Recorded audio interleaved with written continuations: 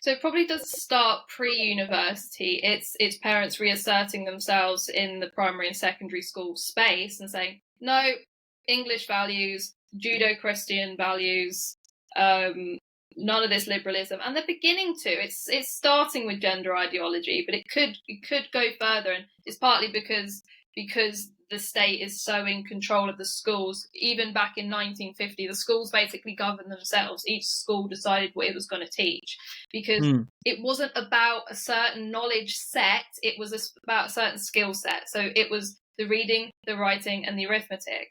And so how you got there kind of didn't matter. But it just so happens that all of us were going about it pretty much the same way. And if you look at the private schools, they're still kind of doing that because it works, because it produces elite people at the end of it.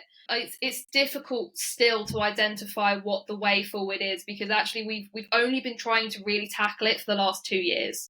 It's only got to that crisis point where the academics have gone, oh my God, I literally don't have a job anymore, or I've been forced out of my job, or I can't say a damn thing that I want to anymore.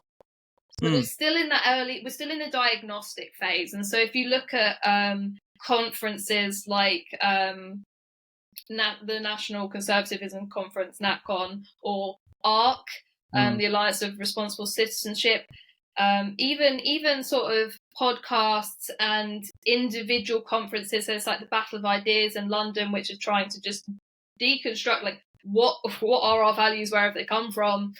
We're still in the diagnostic stage, but what I'm seeing as we're trying to move towards a treatment stage is a fracturing within the conservative side. And it's only the conservative side that are really trying to fix this. The conservatives, including the classical liberals who don't realise they're conservatives yet. You look at, there's more and more conferences now. We were all at the same conference 2 years ago. We were all, these handful of conferences. Everyone influential was there.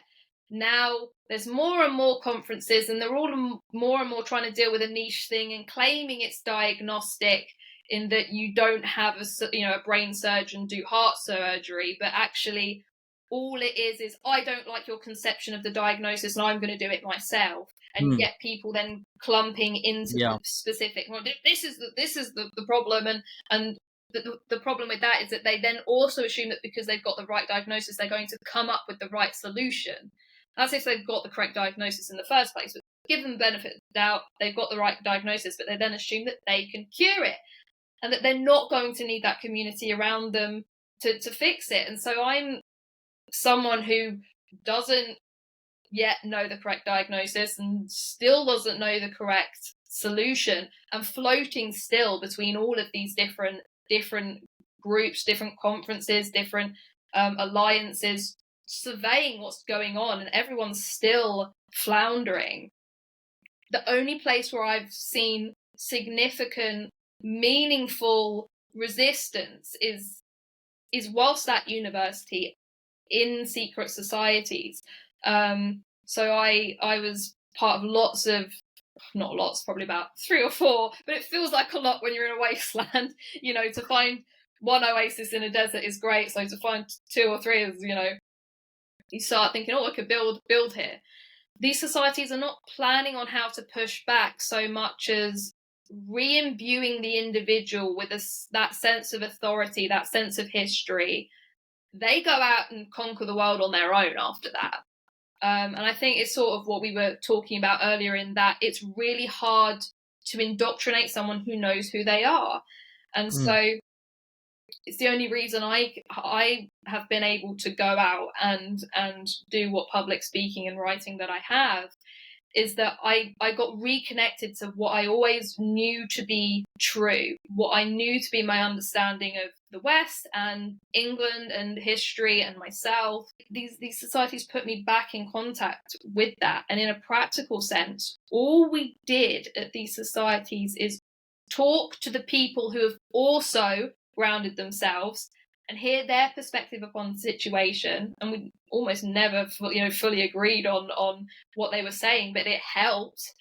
And look at some of the great texts. We looked at G.K. Chesterton and C.S. Lewis and said, what we feel at home with these people, to get back to your analogy. Why? What are they saying that makes us feel at home? And then recreating that in our own spaces. So all of these spaces were, very intimate. They were small rooms, and we had, wine and talked about philosophy. There was no grand speeches, there were no rallying cries, there were no "we need to go and dominate this." It's just, let's have a reprieve for a while. Let's feel at home for a little while. So then when we go out into the world, we can work out how we both spread that and have a place to come back to when we start to lose our way again. And that's produced, there's so many people whom are in the public square now who have engaged with these societies in one way or another, whom are the forerunners, the leaders in demanding action from the rest of the community, who are going, well, we don't like it, we don't know what to do. That's where the change is happening. But these people are only able to speak because of the publishers. I think that if we can recapture publication, we can go a heck of a long way. So the Problem Academics has another group I work with is a group called the NAP Foundation, and their whole ambition is, the way they market themselves is that they are keeping the ancient rituals of the academy safe, the texts safe, until the storm blows over. But they're struggling to get their work published in the reputable journals, and they are the most inspired, loving academics I've met, which is not, particularly the love aspect is not something you associate with academia. But they love before they think, which is how it should be. And they can't spread that good influence because they can't get publishers. Now, online's great, but then because it's an open marketplace, the absolute cacophony of noise is so hard to find the meaningful things.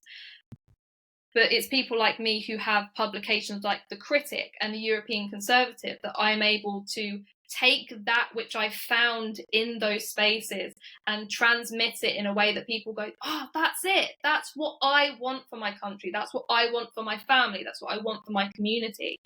And so I think the real way we can change the culture in order to recapture the universities before, whilst we have to be ostracized from them, is publication, and how we can generate respectability for the written word.